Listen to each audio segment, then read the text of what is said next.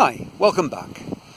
I guess one of the things that would be, at the tip of anybody's tongue if they were being honest about why they didn't pursue an activity that they'd always dreamed of doing, that they thought they'd love doing, and it's probably fear.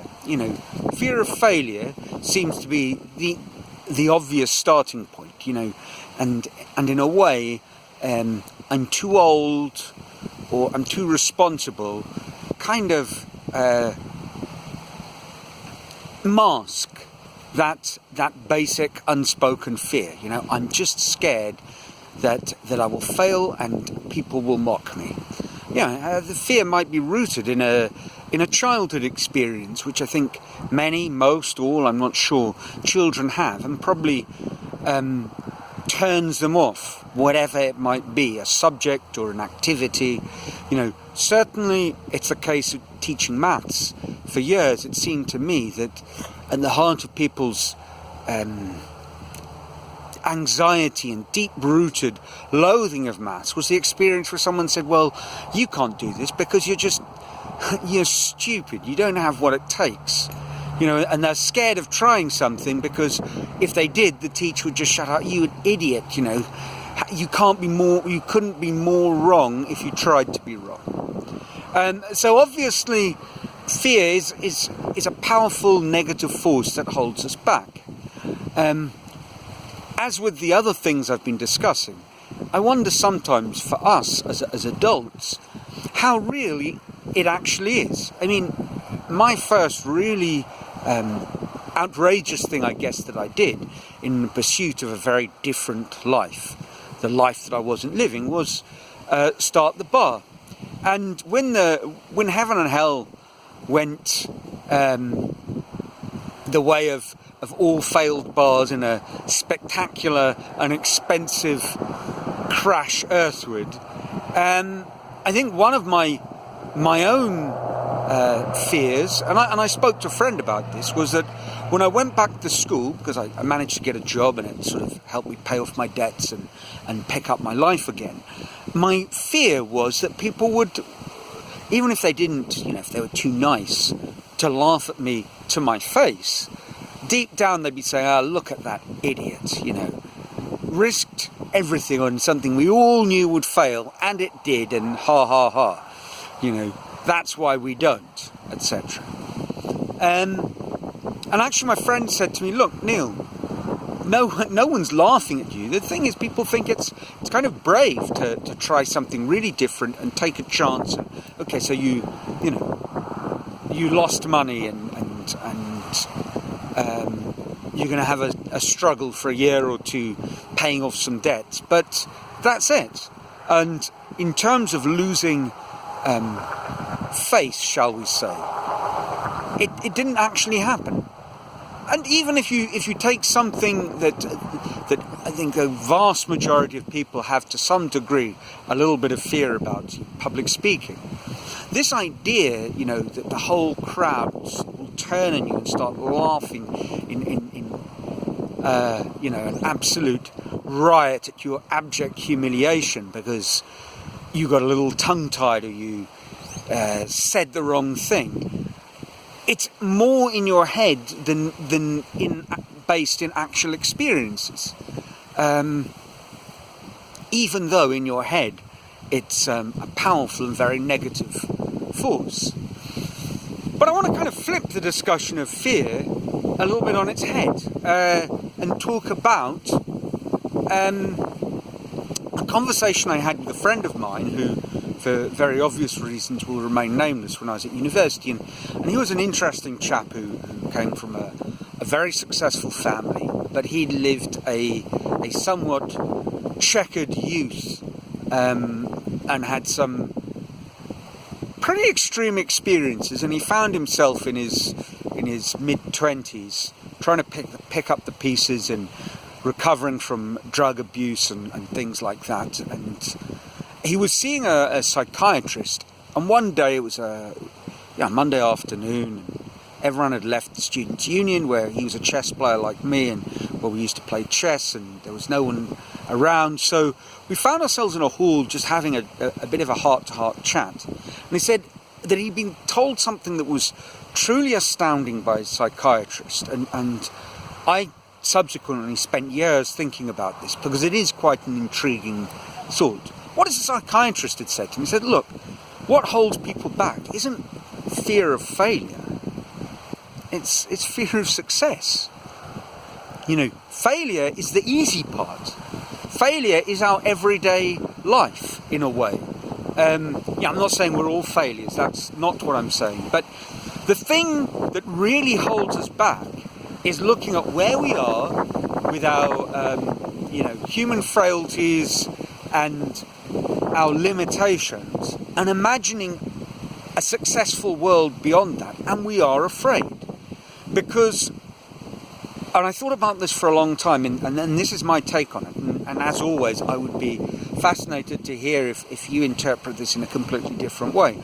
But it seems to me that what we're afraid about is a number of things.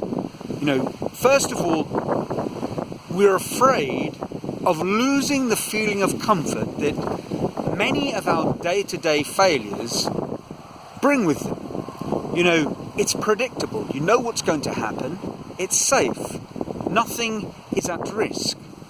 And if one thinks of things that are more significant failures, in the case of my friend, drug abuse and serious drug abuse, the moment he gave in to temptation, the moment he, abandoned himself, he was abandoning himself to an experience that was complete and total failure. But it was comforting because he knew what would happen and he knew how to deal with it. People who've gone to prison talk about this, that the failure that might be on the surface, a life in captivity in prison, is incredibly comforting after a while, in the sense that it is totally structured and restricted and predictable. And what would be a successful life brings with it all sorts of possibilities and consequently challenges. And I think at the heart of the fear of that successful life is the idea that if we are successful, we are then responsible. So in a way, this fear of success is fear of taking responsibility, of being responsible. And the moment we are successful, we've run out of excuses. It's why the talent myth is just such a pervasive and powerful idea. Because the moment we give up the idea that, to some degree, and a large degree, the outcome of an event depends on our own actions, to some degree. And it's not predetermined by a genetic crapshoot, we then have to take responsibility. Whimsical sorts of success, rare competitive success, that may well be outside of our control. But the fact of doing something well, and in that sense being successful, doing the right thing, and in that sense being successful, that is within our control. When something goes wrong, how we react to that setback is within our control. So reacting in a positive and interpreting that positivity as success, rather than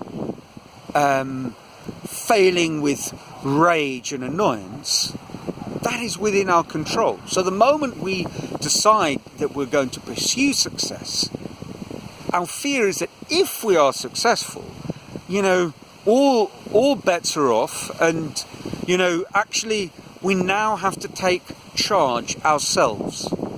And I think that is a really, really powerful force that holds us back, because we can talk ourselves into failure long before we have failed. And not trying, yes, of course, not trying it avoids the possibility of the discomfort and the pain that failure might seem to be. but it also avoids the discomfort and of then being challenged with the idea of, I've done this, I can do it again, what else is possible? You know, is my, to a degree, limited life a limited life because of societal factors, genetic factors, the mere fact that most people are going to be unsuccessful, or is my limited life perhaps because I have chosen to avoid being successful as a powerful defense mechanism? And so there we go. I've thought long and hard about what my friend had to say, and certainly it's something that I think a kind of weakness of thought that I've fallen into the seductive clutches in the past. I mean, when I was a school teacher, I would argue that I didn't have for many years. Look, the reason I don't have a management position is because, you know, they don't want mavericks. They don't want free spirits and free thinkers. They want yes men and regimented thought. When in fact, what I was afraid of is that if I were successful, really successful, if I pursued maybe that type of success within my teaching career, I would have to completely re-evaluate and rethink how I conducted myself at the school, and that would, I mean, it would be uncomfortable, but it's something that I could do if I chose to do it. And in a way, that was what I was really afraid of. Wasn't failing, what I was really afraid of was the new world that would open up to me and the old world that would close down if I was successful. Anyway, there we go. Some serious points, and again, a little, not much to chuckle about today, but I think it's an idea worth considering. In the next few weeks, what I want to look at are two other kinds of fear. One is the fear that we can't do something, that we don't know how to, and that it's too difficult to learn, and eventually look at the concerns of how we will actually, in practice, live this new, richer life after we've abandoned perhaps our controlled and to a degree conformist life. And I do want to end on some sort of disclaimer that, by the way, once again, it must be stressed, I don't believe the majority of us are leading terrible, miserable, failed, shallow existences. But I do think that however wonderful our lives are, they could be infinitely more wonderful if we took a step into the risky and technicolor world of trying something new that we've always wanted to do. Anyway, that's it. I'd love to hear from you. Let me know what you think, and until next week, ciao.